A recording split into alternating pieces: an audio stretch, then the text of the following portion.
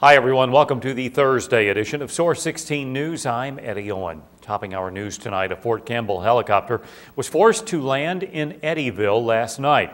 According to Fort Campbell spokeswoman Kim Tishoni, a Chinook carrying 7 soldiers assigned to the 160th Special Operations Aviation Regiment was forced to land in an empty field due to an in-flight emergency.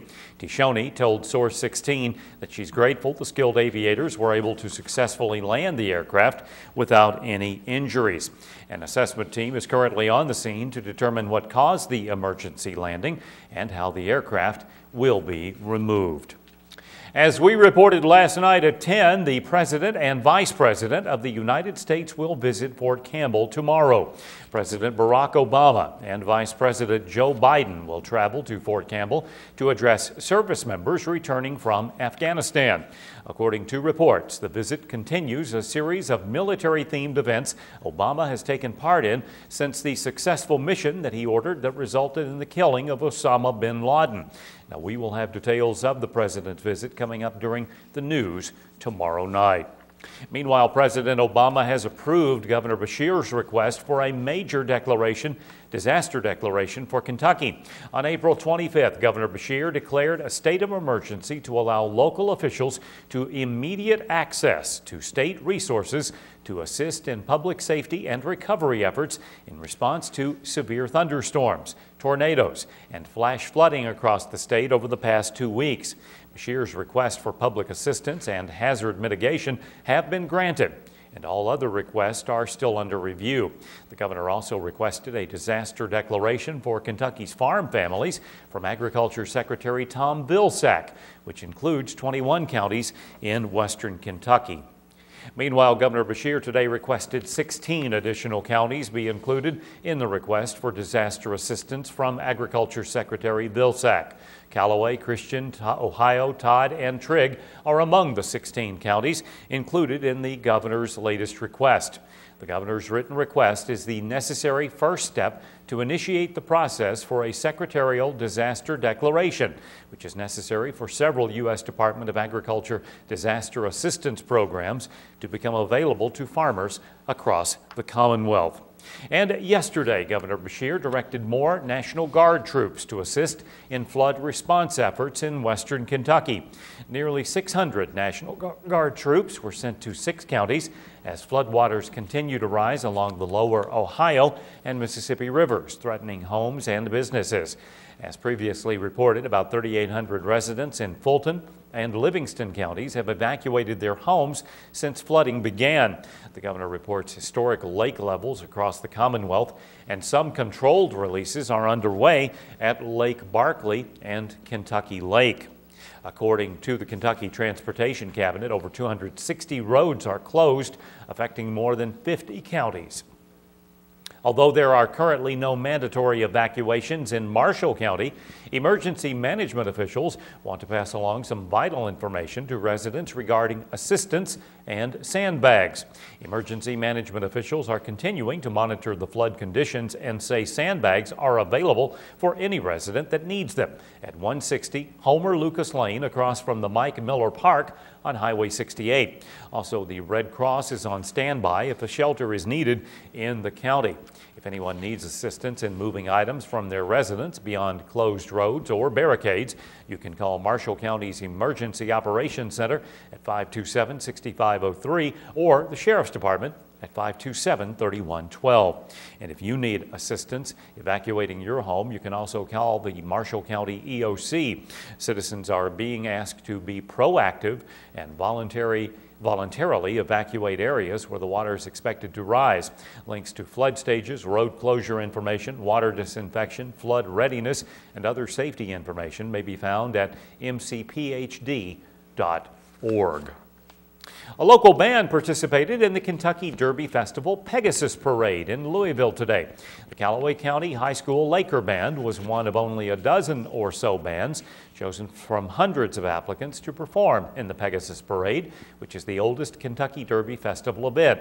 The parade route was down Broadway from Campbell to 9th Street, and it is held annually on the Thursday before the Kentucky Derby on Saturday. The Pegasus Parade features colorful floats, marching bands, giant inflatable cartoon characters, equestrians, and celebrities. Our congratulations to the Callaway County High School Laker Band on this honor. Marshall County High School students will get a dose of reality tomorrow about the dangers of methamphetamine. The Marshall County Coroner's Office and the Marshall County Sheriff's Department will host a mock meth lab bust at the high school tomorrow morning at 8:30. Several agencies and volunteers from the community will perform a drug situation and discuss the dangers of making and using meth. In addition, there will be guest speakers, including a Marshall County Detention Center inmate who will talk about his past experiences with meth, a recovered meth addict, and international speaker David Parnell, who will tell his story of meth addiction. The sponsor of the mock meth lab bust is Collier Funeral Home in Benton, who is funding the cost involved. Deputy Coroner Barry Taylor says officials hope that by demonstrating the dangers involved, they can reach some teenagers thinking about or currently using meth. A traffic stop landed a Herndon woman in jail after state police allegedly found items used to manufacture meth in her vehicle. 26-year-old Crystal Lancaster was pulled over by Kentucky State Police for traffic violations on Bradshaw Road, about 6 miles south of Hopkinsville, yesterday afternoon about 5:20. During the traffic stop, a Kentucky Vehicle Enforcement Officer's canine was used to search the vehicle, and police found narcotics and other items used to manufacture methamphetamine. Lancaster was arrested and taken to the Christian County Jail, where officers found additional meth on her during a search. Lancaster was charged with manufacturing meth, unlawful possession of meth precursor, promoting contraband, and her second offense of possession of a controlled substance, methamphetamine. A Graves County woman and an Arkansas man were arrested on drug charges when police executed a search warrant at a Mayfield residence. Mayfield police served the search warrant at a home located at 831 South 10th Street around 3:35 yesterday. Upon entering the residence, police found 24-year-old Jerry Coopwood of Heth, Arkansas, in a bedroom with several baggies of marijuana as well as a pistol that he claimed belonged to him. Police say Coopwood has felony convictions out of Arkansas, and a records check showed the gun was stolen. Officers also found 23-year-old Gianni G. of Water Valley in the residence, along with marijuana, crack cocaine, marijuana blunts, and a metal pipe used to smoke pot. Coopwood was charged with trafficking within 1,000 yards of a school, firearm enhanced, receiving stolen property, firearm, possession of a handgun by a convicted felon, and possession of drug paraphernalia. G was charged with possessing a controlled substance, marijuana, and drug paraphernalia. 2 Hopkinsville teens are accused of making hundreds of dollars worth of fake money. Following a joint investigation by the U.S. Treasury Department and the Secret Service, Hopkinsville police cited a 17-year-old Christian County High School student for 18 counts of second-degree criminal possession of a forged instrument, and also cited 19-year-old Robert Bressler Jr. for 2 counts of second-degree criminal possession of a forged instrument. Now, according to Hopkinsville police, the juvenile admitted to having 18 counterfeit $100 bills that he burned, and after a consented search of his bedroom, officers found another $100 counterfeit bill. The 17-year-old also told police he disposed of the destroyed printer that was used to produce the money. Police say the serial number recovered from some of the money matched 2 bills that were used at Clarksville businesses. The counterfeit bills were also reportedly passed in several places in Paducah and in Hopkinsville. We now have more information on a story we first brought you last night at 6. About 40 firefighters battled a large fire yesterday afternoon at a Hopkinsville recycling center. I was downtown and everything. I saw the black smoke coming up, and so when I turned down the end of the road here and came up here, so you could see it all the way from 68. I was over by the 68 there. You could see it that far. A friend of mine was standing out on the porch, and she was right there by Western Hills Golf Course.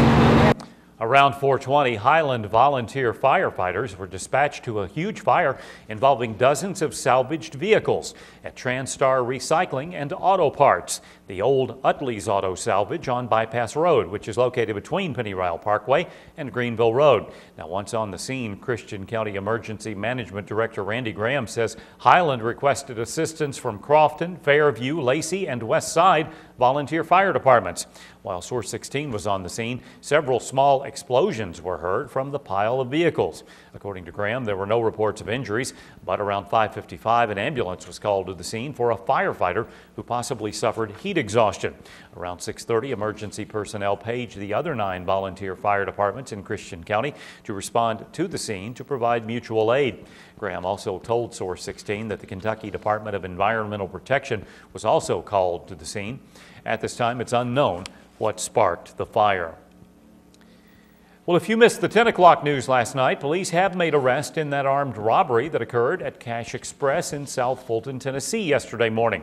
Around 9:35, Kentucky State Police observed a vehicle fitting the description of the vehicle involved in the armed robbery at Cash Express on Broadway Street in South Fulton.